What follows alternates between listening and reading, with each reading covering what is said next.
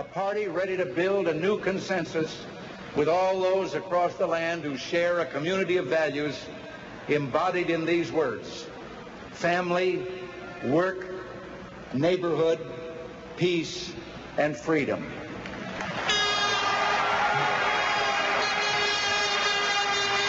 Never before in our history have Americans been called upon to face three grave threats to our very existence, any one of which could destroy us. We face a disintegrating economy, a weakened defense, and an energy policy based on the sharing of scarcity. They expect you to tell your children that the American people no longer have the will to cope with their problems, that the future will be one of sacrifice and few opportunities. My fellow citizens, I utterly reject that view.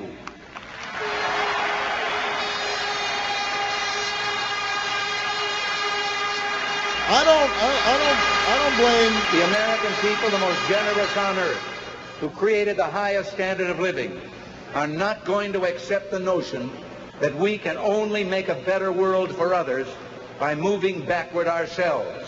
And those who believe we can have no business leading this nation. We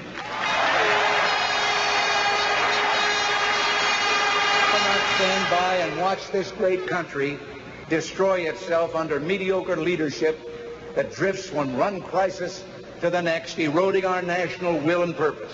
Trust me, government asks that we concentrate our hopes and dreams on one man, that we trust him to do what's best for us. Well, my view of government places trust not in one person or one party, but in those values that transcend persons and parties.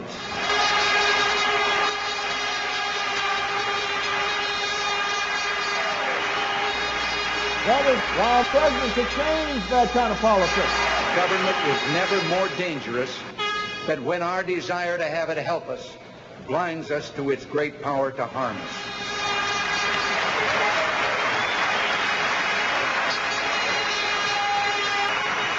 You know, the first Republican president once said, while the people retain their virtue and their vigilance, no administration by any extreme of wickedness or folly can seriously injure the government in the short space of 4 years. If Mr. Lincoln could see what's happened in the last 3.5 weeks, he might hedge a little on that statement. That's right. We must overcome something the present administration has cooked up. A new and altogether indigestible economic stew. One part inflation, one part high unemployment, one part recession, one part runaway taxes, one part deficit spending, seasoned with an energy crisis. It's an economic stew that has turned the national stomach.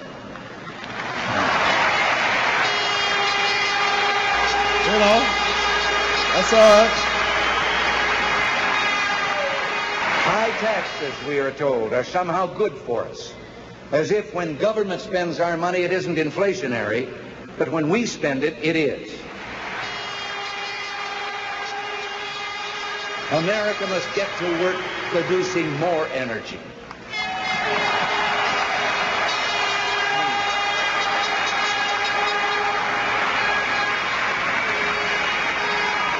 The Republican program for solving economic problems is based on growth and productivity.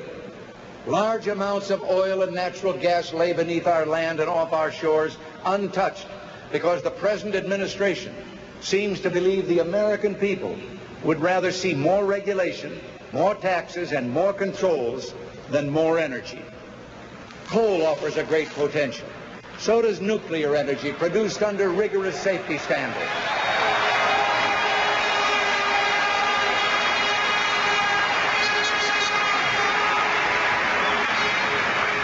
It could supply electricity for thousands of industry and millions of jobs and homes.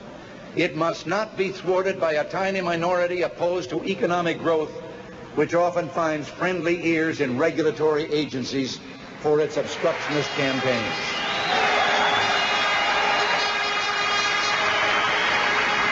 I believe it is clear our federal government is overgrown and overweight. Indeed, it is time our government should go on a diet.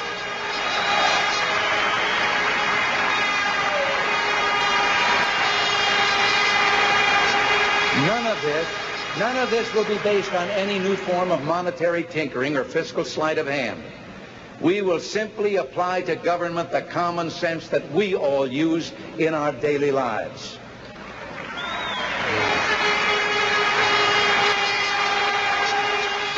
We can't support families unless there are jobs. And we can't have jobs unless the people have both money to invest and the faith to invest it. We're taxing ourselves into economic exhaustion and stagnation, crushing our ability and incentive to save, invest, and produce.